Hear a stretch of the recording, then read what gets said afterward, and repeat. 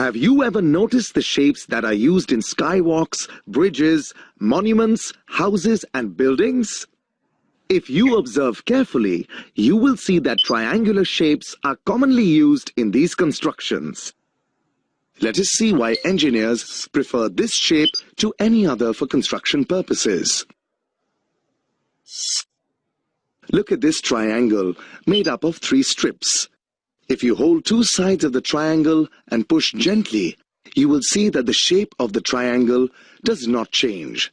This is because a triangle is a rigid shape. Changes cannot be made in the triangle without either breaking up a joint or changing the length of a side. Now look at this rectangle made up of 4 strips. Watch what happens when force is applied to the vertices of this rectangle. Observe that its shape changes. If force is applied to the opposite sides of the rectangle, it gets compressed along those sides, but bulges along the other pair of opposite sides, thus changing its shape. Now let's join a strip along one of the diagonals of the rectangle. Push on the sides of the rectangle again. What do you observe?